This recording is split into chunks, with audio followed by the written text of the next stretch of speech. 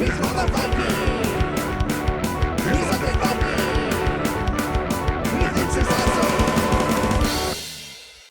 everyone, this is me, the Undead Viking, and this is apparently a video a lot of you have been looking for. Thank you very much for all the tweets and all the comments and all the emails that I received asking where my review, my overview of this game was. It's always nice to have people reach out to you and request things, and hopefully I can get this out there for you so you can take a look and you can check out Day Night Z. Now, I was sent this copy. This is a prototype that I was sent, and it's one of those things where, like, I get contacted a lot of times for Kickstarter games, as you well know.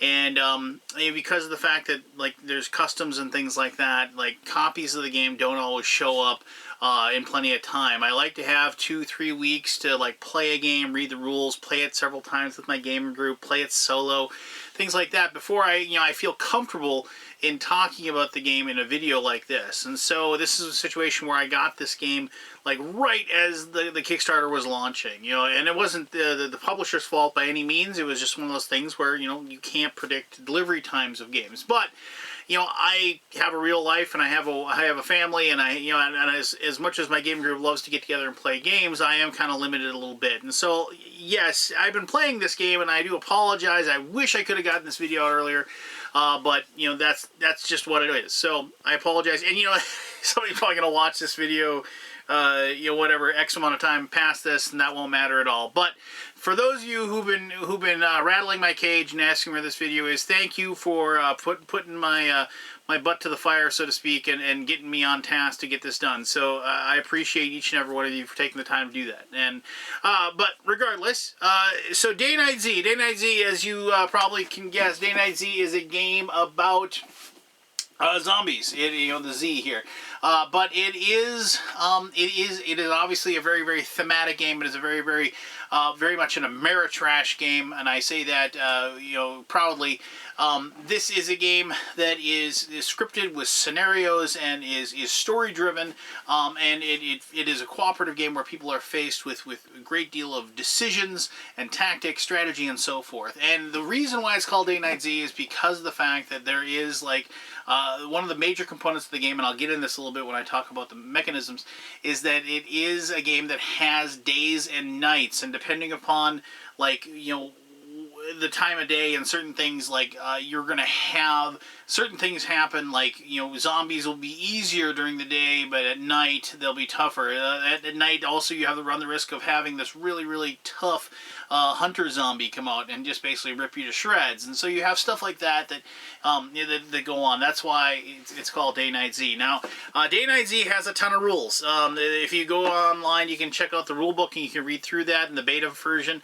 And also it is scenario driven. I wasn't given a ton of scenarios to play with, and obviously I have the beta rules to work with. So don't let that be daunting for you. I mean, I'm pretty sure that if you're thinking about getting into this game, you know full well that you're going to have a larger rule book, you're going to have a larger rule set. Now, that being said, I'm going to show you kind of the overview of how the rules work and everything like that. There's absolutely no way, if I wanted this video to be relatively short, I could do a complete step-by-step, this is this guy moving here, this is this guy moving here, kind of step-by-step rules overview, if you will. Let me just say this, the rules work very well. Once you play the game, once you play through a scenario, the rules do click nice and simple. And the best thing about the rules is that they make sense. Like sometimes, like, there'll be rules in rules where it's just like, and you get +2 to your weapon for this, and you're like, well, why would I get +2 for weapon for this? They've taken the task to, like, say, well, obviously, if it's like, if you have a flare gun and you drop the flare here, then you get a bonus to this, and things like that. There's, like, rules for combining different items to create traps, and those make sense.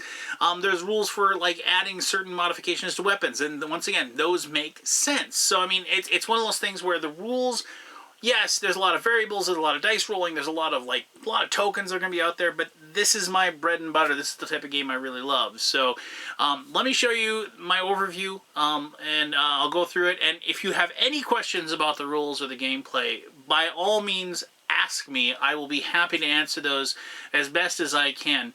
So just, email me, tweet me, whatever you want to do, and leave comments, and I will respond to those in kind. But let me give you an overview, and then we'll come back here, and I'll give you my final thoughts and just my experiences and how much I really enjoy playing Day Night Z.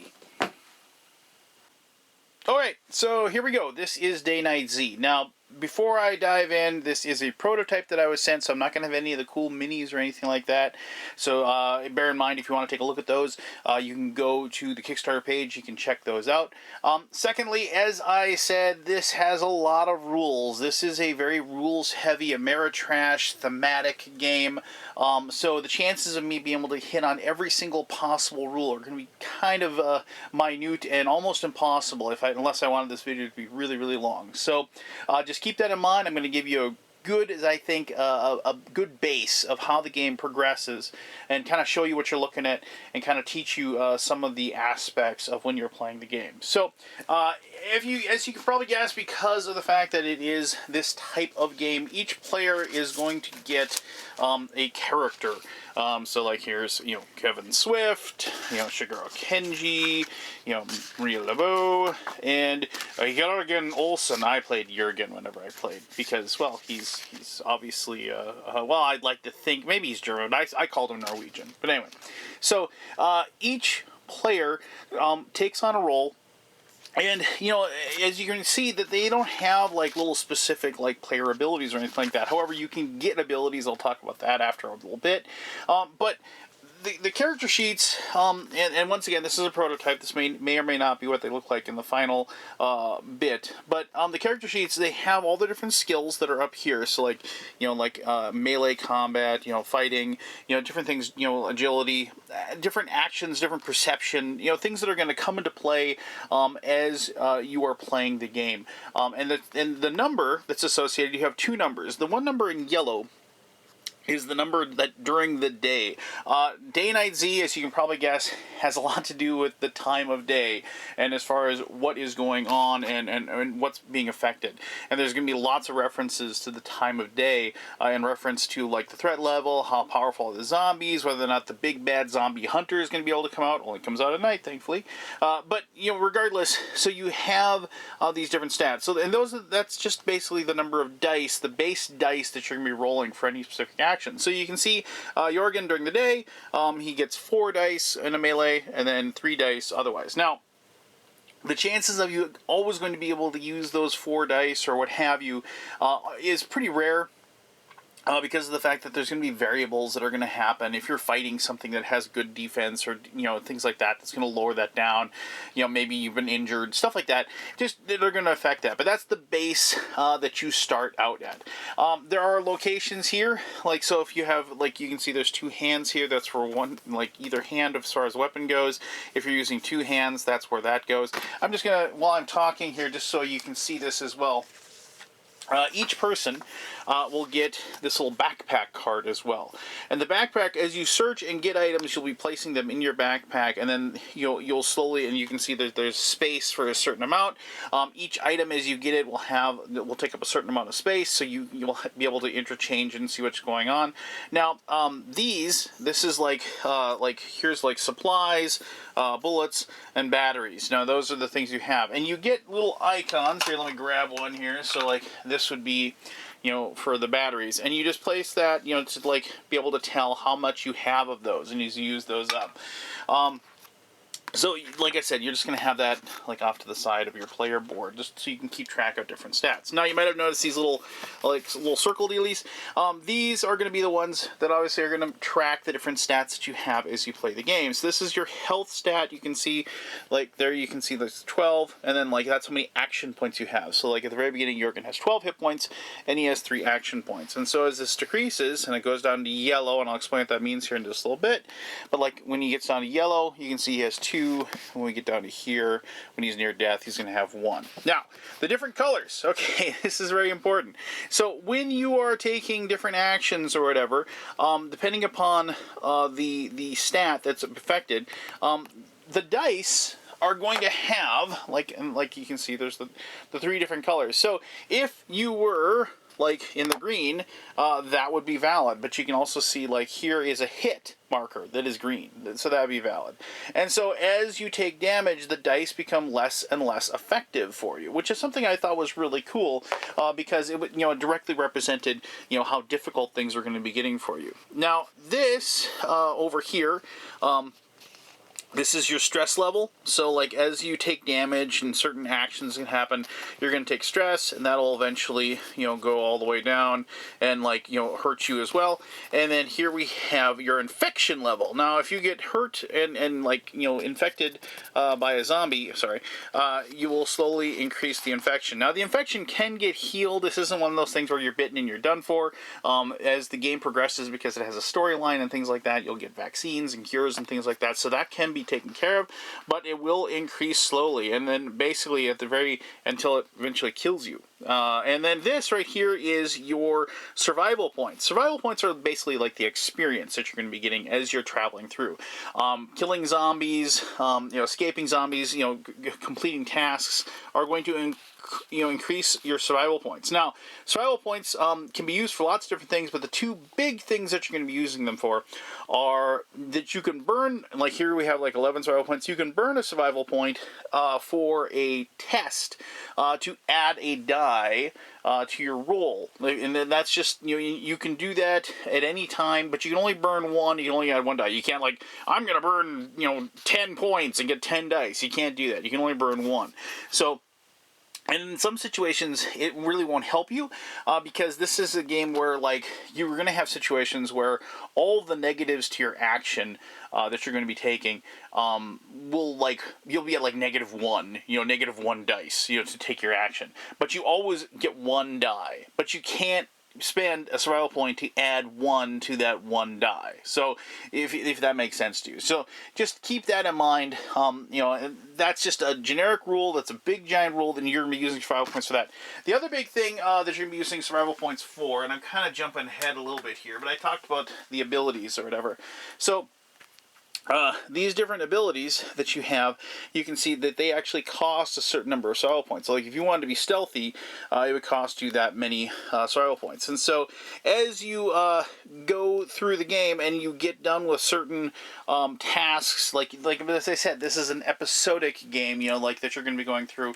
You'll get back to your refuge. Those people that have points that have enough, they'll be able to spend those and then add these cool special abilities to their characters. So then you kind of have that fun leveling up aspect, something that I really, really enjoy about these games. Immersion in thematic games is key. That's what gets people in, that tells that story, and then you can kind of start feeling the situation that you're in and enjoying it, and then going through those missions. And if your character levels up, has like some like substantiated difference between like the last time you took them out and now they start with these like the total green newbie, and then they get that hardened feel to them or whatever. So all right, so that is the characters. I just wanted to kind of give you that kind of overview on that so you can kind of see what that is. Oh, and I should show you, like, you will be searching, and search actions are something you'll be taking a lot of, but I just wanted to show you some of the, like, items that you can get. Remember I mentioned, like, vaccines, so, like, if you find vaccines, you can use those to heal you. First aid kits as well, and this is like, the first aid kits, like, they give you the little special abilities, they give you the whatever, tells you how much room it takes up in your pack on this little card. Let me find a weapon for you just so I can kind of show you. So, like, here's a shotgun, classic weapon. So you could use it to, like, shoot things if you wanted to, and then you can take them out. Like, all the stats over here, basically it tells you the damage, tells you how much, it tells you, like, it uses ammo, how many hands it uses, and things like that. The big thing is, like, also down here you can kind of see that is the level of noise that it makes. So when you use the shotgun, you then have to, like, put a noise counter on. These are things I'll explain in just a little bit. Basically, noise increases the threat level of a situation, and it draws more zombies to your spawn. So as you search, you know, and then like there's like generic things like here, it's just a golf club, you know, so like obviously like it's not going to make as much noise. This little chart here is kind of cool. Depending upon the strength of your character, that's how much damage the golf club will do when you're fighting with it. So I like that. You know, it's like it isn't just like, oh, a golf club does 2 points of damage. You know, it's like, no, if you're like some big beefy dude with the 6 strength, you can go ahead and you know, do tons more damage with that particular weapon. So stuff like that, I think, you know, it's once again, it, you know, it's adding a level of complexity to the game that doesn't really add it doesn't make the game more difficult, but it once again aids that immersion. It aids that feel to the game as you're playing it.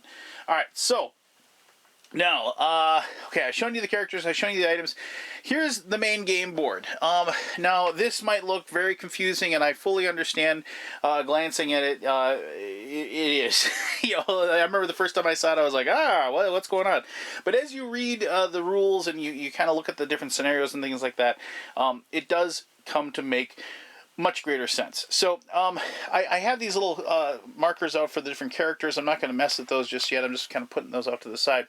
So depending upon the mission that you're on, you know, whatever it happens to be, like the mission that I got was you're kind of like, you're supposed to go in here and you know, there's some, like, you've heard that there's like, you're bringing this guy with you. He has like, you know, he escaped because he was surrounded by zombies or whatever.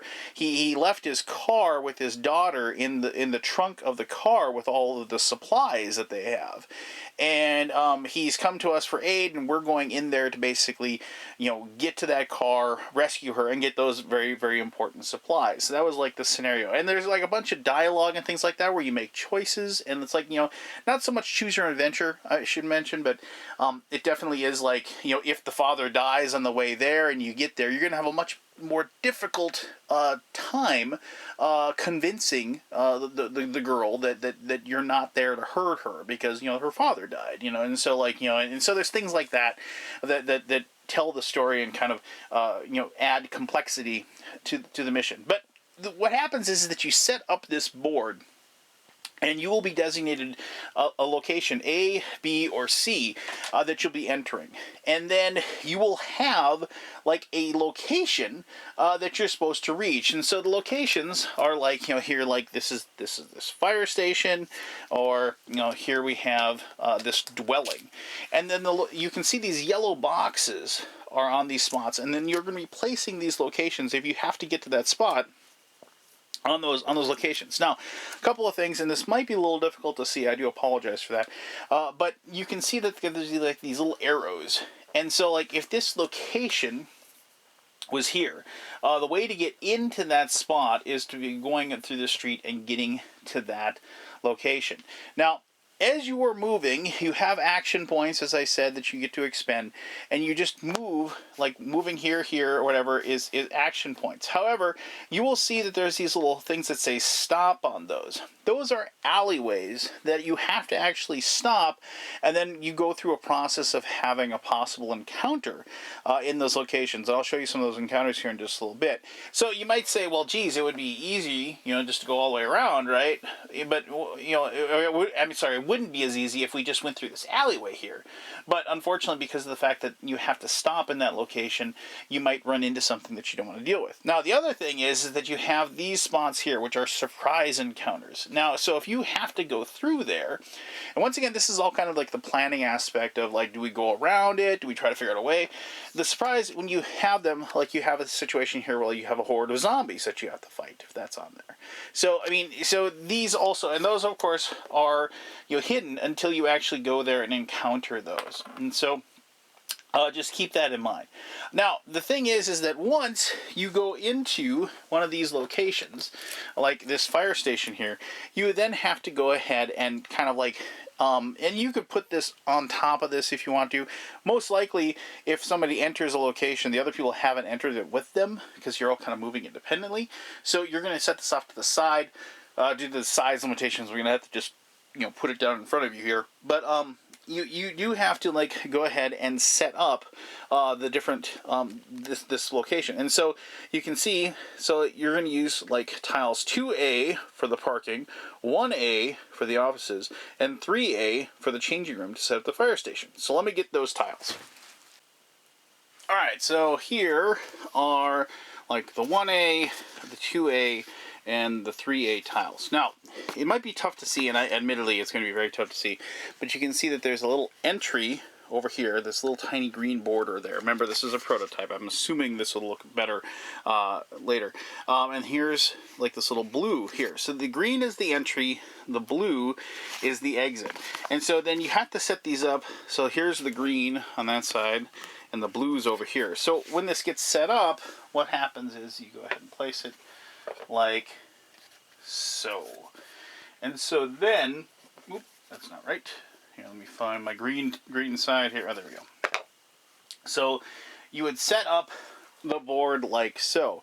Now in this case, if this was where we were trying to find the girl in the trunk of the car, you go ahead and you place this car. You can place it over there because sometimes like it's a situation where like the iconography that's on that car, whatever, isn't like what the iconography is supposed to be for that thing. And if it wasn't that, then you just leave that off and you're just going to experience the situation as it is. Now, you can see there's a few things here I want to just kind of point out a little bit. So you're going to see that there are different things, like you can see like there's markers here for like for shooting, for defense. You can see that like there's a table kind of set up, and so if you're there, you can use that to block. There are lines here that show the block line of sight. But the thing I really want to bring your attention to here is these numbers here, like where it says 1, 2, 2, 4, 5, 6, and they're the 3 different colors. Now, depending upon the threat level that's in this particular location when they go in. Now, the threat level is determined by lots of different things. The scenario will have a set threat level. The amount of noise you're making will have a amount of threat level. I mean, as you are fighting on these spots, you will like place like if you're shooting big giant guns, you're going to shoot those, and then that threat level like will increase because of it. And then like you actually then flip these over because the sound dissipates or whatever, and then like they get removed like so. That's one of the core mechanisms of the game. And then depending upon like the mono noise, and you probably can't see it really carefully, but there's a little chart down here that it will increase the threat level depending upon like the amount of noise, or like maybe and other factors as well, just as far as like once again the scenario or the actions being taken and things like that. But the big thing is that you're going to have to spawn zombies in this location. Now, to spawn zombies in the location, you have to go ahead and you have to draw a card that is going to have all these different several numbers here. So hold on one second here. So you can see here, and this will tell you the type of zombie. So if like we're in a green level threat, like not very threatened at all, then it would tell you they're just 2 walkers. And so then and as you increase, you're going to get bigger and badder zombies that are available. So if it was just standard, what you're going to do, and I'm going to grab a couple of walkers here like so, you then read.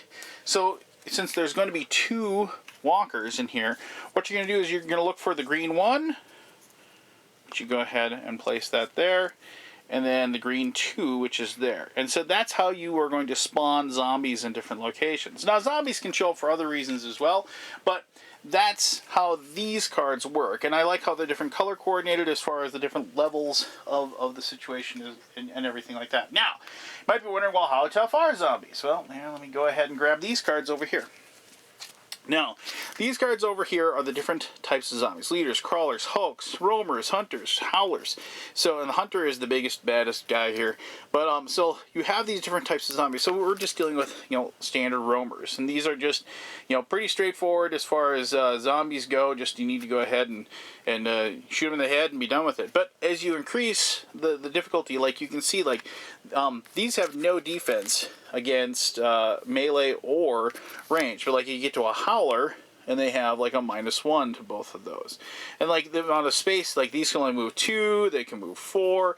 The amount of points, experience points they're worth when they kill them, these are worth 2, these are worth 1, 1 hit point, 4 hit points, and so on and so forth. So, and you might notice that these two symbols, night and day. Okay, so during the day, a roamer is not very powerful, but at night, they increase a little bit. They get a -1 to the melee combat, and so they're so they're a little bit more. So like here, I showed you the Howler Knight, but during the day, Howlers don't get their -1 to melee. They still get the -1 to defense over there, but so like things change, and they get an extra hit point. You can see they have 4 hit points during the night and 3 hit points during the day. But so you have these. You can always reference these as well. Now, monsters that have more than 1 hit point, or I should say zombies or whatever, have more than 1 hit point. As you do damage to them, you're just going to put little heart tokens on or near the token. You can put underneath, that sort of thing, and you can sit there and do the damage. Now, remember, like the action points you're choosing to move around here, you're going to use the action points to move around here the exact same way. The couple rules: there can only ever be 4 miniatures or tokens in any one location. So if a spot opens up and fills up with zombies, like these 4 zombies are staying here, and that's the doorway to get over here where we want to get, you're going to have to kill some, or you're going to have to like there's agility rules that you can use to try to get past them and things like that. So it is a tactical game once you kind of go into the microcosm of the different locations that you're going to be dealing with.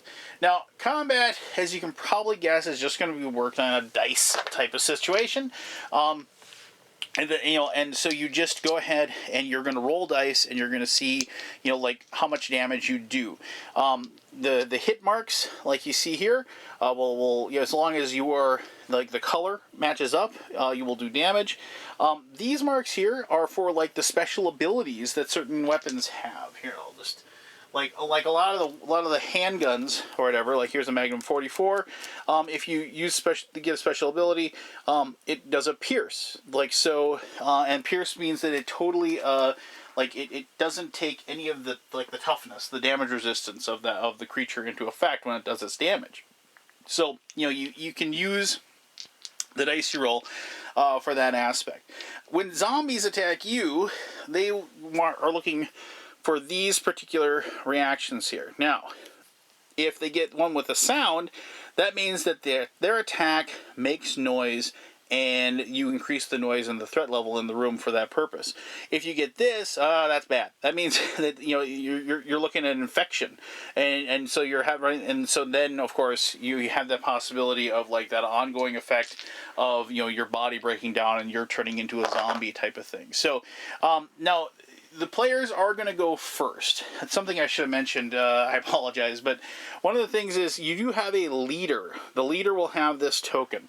The leader will determine the activation level of each person. So like they'll say, I'll go first, GM, you go second, Craig, you'll go third, Tony, you go fourth, and so then you'll go ahead and you'll go through that process in each person. Now, as I said, this is a cooperative game, so people can work together, and you should work together because you're trying to, satisfy the situation that you have, for the scenario that you're running. So, I mean, it's quite possible, and I don't know this for sure, that there might be, later on, there might be scenarios that actually have situations where the different players are like, maybe like, I don't think we should do that, I think we should do this, that kind of things, because there are rules for like survivors attacking each other, but the sample scenarios that I was given, I didn't really see, and there was no point for that as well. So I'm hazarding a guess that they are in future. There's going to be like as the stories unfold, there's going to be reasons for that. Maybe if you're infected, there's a chance that you like mutate at that moment and you're going to attack the rest of the party, and so you need to take that person down. Things like that as far as that goes. So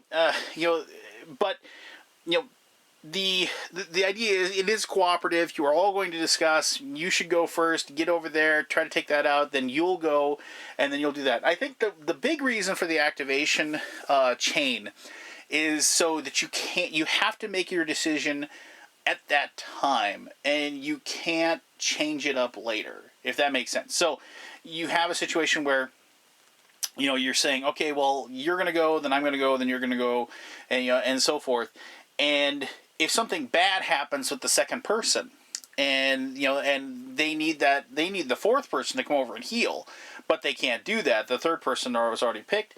You know, that's, you know, the you're putting the people in a position where maybe it's not optimal, but I kind of like that as well, because you have to be thinking ahead and thinking on your toes. Now, I mentioned infections, so I want to talk about this briefly. These are infection cards. And these are like, when you're infected, there are certain things that are going to happen to you as you're taking damage. Once again, you know, you have like an ongoing effect because of the fact that basically you've been bitten by a zombie. And so, like, here we have unbearable pain. Suddenly, unbearable pain seizes your head. You scream in agony. You generate 2 noise. Suddenly, unbearable pain seizes you. You scream in agony. You generate 3, and so forth. You know, you generate 3 noise and lose 1 life. So these are the different levels of the infection as they increase. And so, and infection can increase by, you know, being attacked and being hit again. You know, and it also, like, you like, can happen, but just because of the situation of the scenario. Also, there's rules for, like, hiding amongst the dead zombies, you know, to kind of, like, you know, so the zombies don't notice you. You can take that action, but the unfortunate thing is that you are subjecting yourself to the possibility of being infected. One of the things I wanted to show you real quick is if you kill a zombie, you then replace the zombie with one of these figures. And the cool thing about this is that with these figures is you can take a moment to, you know, search them if you wish, and then when you turn them over, if you get a reaction like this, like, oh, it means you don't get anything, but you could get infected from it, which is never good.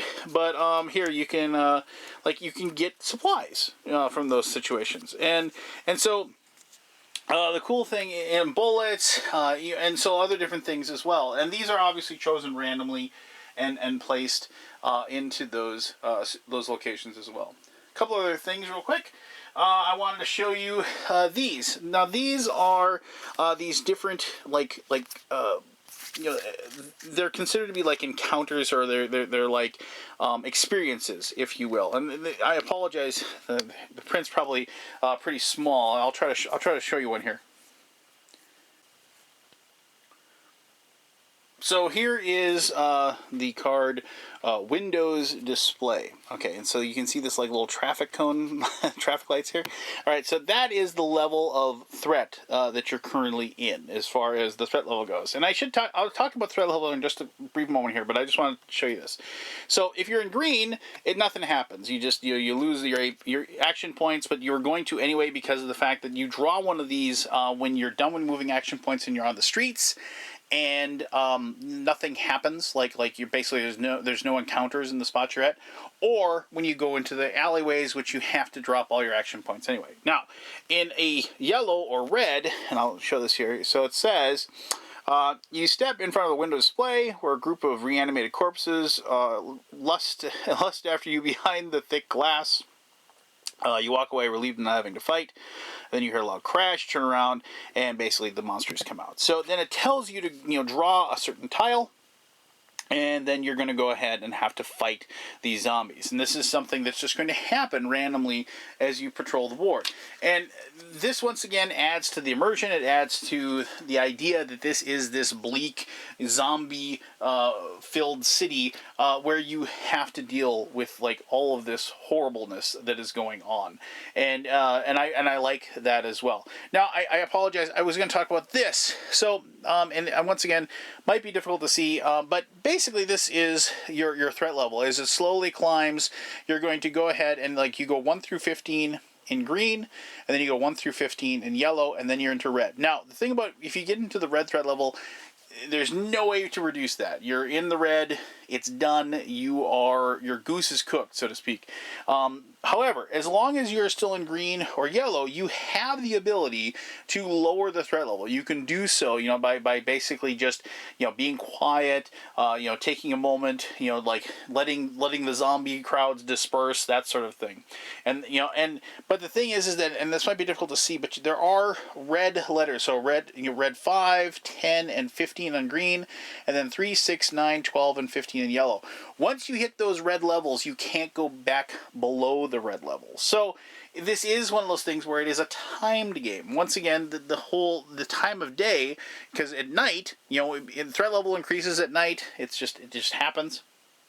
But at night, you might want to wait and take things slow so you can keep your threat level down. But at night, things will get bad and things will get, so you might want to race a little bit as well and push your luck. So it's a fun little part of the game where you're kind of hedging your bets either way, depending on what you need. Oh, I forgot to talk to you about the zombie AI. So, lots of games out there that have NPC movement and attacks and things like that. They have very structured artificial intelligence for the things that they're going to be fighting, and that does occur in this game as well. So, these are the different zombie attack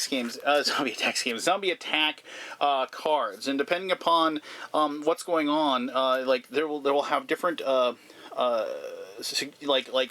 orders for the different zombies to move. Now, as far as which zombies go first or second or whatever, the speed of the zombie comes into effect. The howlers are going to go before roamers, if you will. But anyway, so you have, and on each, depending upon the situation, you're going to draw one of these cards, and then the bottom it says, so first, the noisiest.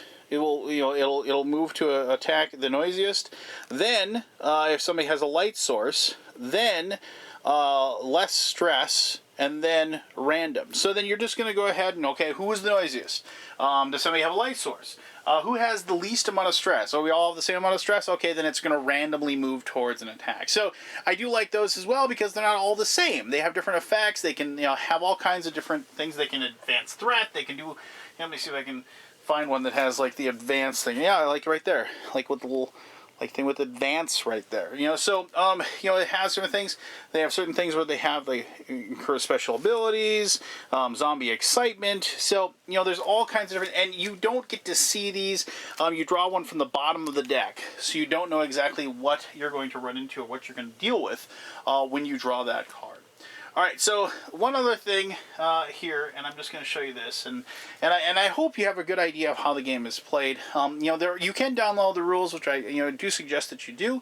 They are in beta form right now, so just keep that in mind when you read them. But that'll give you more of a flow or a step-by-step process. So these are the final things. I really like this. Once again, this is the zombie world. It isn't just easy going. You don't just get done with this map. You don't just get the girl out of the trunk of the car and escape and done. To get back to the refuge, you have these different journey events. And I don't have the overland map drawing, so you can go ahead and find that in the rules as well. So you can see as you travel to these different locations, you have journey events. And depending upon whether you're in the grasslands, or the mountain, or the forest, you will draw one of these and then something will happen. So in the mountains, it's each survivor must choose to roll for a force test and consulting the following totals. So if they succeed, they repel the attack, nothing happens. And then because you're attacked by a pack of wild dogs. If you fail, you lose a life if you fail. So in the grasslands, each survivor rolls a will test because you'd rather not stop, but you need to rest. You can keep yourself going if you make it, but just a quick snack to gather some strength. You must feed yourself. Because I do apologize. You do have food. That's what your supplies are around the backpack. And then during the day, you have to eat. If you don't have any food to eat, you obviously take damage for not eating. And so running out of food is not a good idea either. And then you may have missed out. Players choose survivor. That survivor must roll for a perception test. If you succeed, no, we're not lost. We're following the correct route. But if you fail, you regret. Each survivor gets 2 stress because you went the wrong way, and you have to draw another journey event card. So, once again, it kind of has that bigger, longer story to it. It adds that immersion, adds to just the enjoyment of it. And the thing is that they kind of stunk about this was the fact that I had a very limited scenarios to run through. And so I felt like I just tasted the very, very... I just opened up a soda, and I just had maybe 2 quick sips, and somebody took it away. So, because I don't know what the big story is. I don't have... I have, the prelude and chapter 1 to play, and it feels like there's another, 20, 30 chapters that I get to go through, but I haven't been able to experience those.